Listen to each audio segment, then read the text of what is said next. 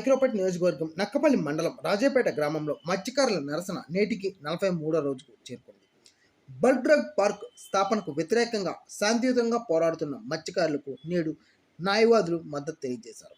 High court న్యాయవాది సుంకర రాజేంద్ర ప్రసాద్ నేతృత్వంలో న్యాయవాదుల బృందం రాజేపేట గ్రామాన్ని సందర్శించింది.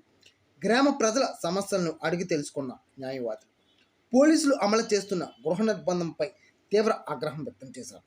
గ్రామస్తులపై గృహ నిర్బంధం అమలు చేయడానికి అధికారాన్ని ఎవరు ఇచ్చారని సుంకర రాజేంద్ర ప్రసాద్ ప్రశ్నించారు. మహిళలపై పోలీసులు ప్రవర్తించిన తీరును తీవ్రంగా ఖండించారు. రాజేపేట గ్రామంలో 3 చెక్ పోస్టులు ఏర్పాటు చేసి బయట గ్రామాల నుంచి వచ్చే వారికి ఆధార్ కార్డు లేకుంటే ప్రవేశం నిరాకరించడం మానవ హక్కుల ఉల్లంఘనగా పేర్కొన్నారు. హిట్రో కంపెనీ వల్ల ఇప్పటికే చాలామంది క్యాన్సర్ బారిన పడ్డారని, అయినా ప్రజలు శాంతియుతంగా నిరసన చేస్తున్నారని తెలిపారు. ఈ ఉద్యమాన్ని అనేక చట్ట వ్యతిరేక కార్యక్రమాల ద్వారా అణిచివేయటానికి కూడా పోలీసులు చూస్తూ ఉన్నారు అనేటువంటిది కూడా మనకు అర్థమవుతా ఉంది. అనేకమైనటువంటి నిర్బంధ కాండలు, మహిళల మీద దౌర్జన్యాలు, గృహ నిర్బంధాలు ఇక్కడ సర్వసాధారణం అయిపోయినాయి.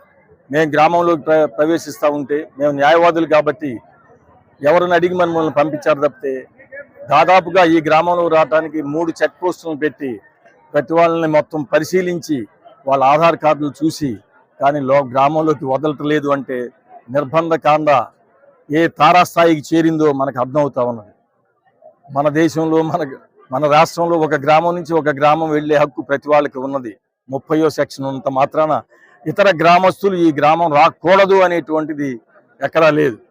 ఎందుకంటే విజయవాడలో దాదాపుగా 30వ సెక్షన్ ఎప్పుడు దాదాపుగా ఉంటుంది. కానీ విజయవాడ చుట్టూ దిగ్బంధనం చేసేసి వచ్చే వాళ్ళందరినీ మీ ఆధార్ కార్డులు చూపించమని ఎప్పుడు మేము అడగటం చూడాల.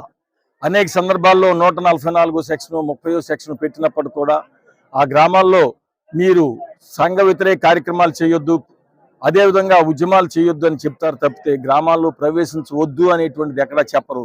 కానీ పోలీసులు గ్రామాల్లో మీరెవరు రావటానికి వీలు లేదు అని చెప్తా ఉన్నారు. అంటే అదేవిధంగా ఇక్కడ కొంతమందిని వారాల పాటు గృహ నిర్బంధంలోంచి ఇంట్లో నుంచి బయటికి రానియకుండా చేస్తూ ఉన్నారు అనేటువంటి. ఇక్కడ పోలీసులకు అధికారం ఎవరిచ్చారు?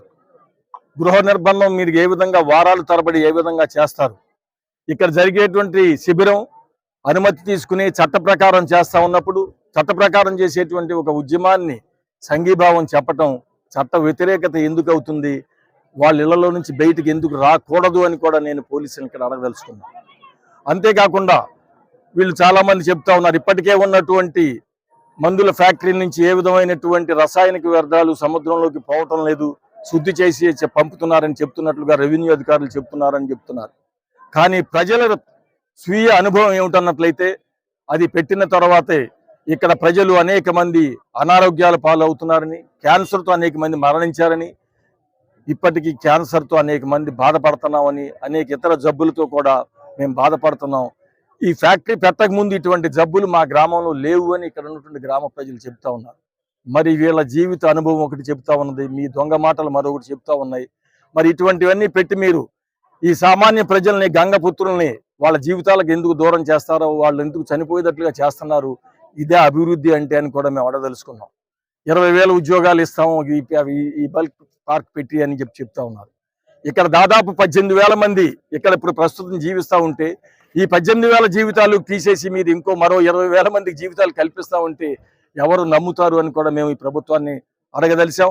అందుకని తప్పనిసరిగా న్యాయవాదులుగా మేము పేద ప్రజల తరఫున ఈ పోరాటం తరఫున మేము నిలబడతామని, వారికి తప్పనిసరిగా న్యాయ సహాయం చేస్తామని, ఈ ప్రభుత్వం పోలీసులు చేసే అన్ని తప్పుడు కేసులకి వ్యతిరేకంగా మా న్యాయవాదులు, ఆల్ ఇండియా లాయర్స్ యూనియన్ న్యాయవాదులు ఈ ప్రజలకు అండగా ఉంటారని, ఈ పోలీసు నిర్బంధ కాండకు వ్యతిరేకంగా కూడా మేము హైకోర్టులో ఏ విధమైనటువంటి చర్యలు తీసుకోవాలో ఆలోచించి తప్పనిసరిగా తీసుకుంటామని చెప్తూ వీళ్ళు తప్పనిసరిగా ఈ పోరాటం జయప్రదం అవుతుందనేటువంటి ఆశిస్తూ ఉన్నాం.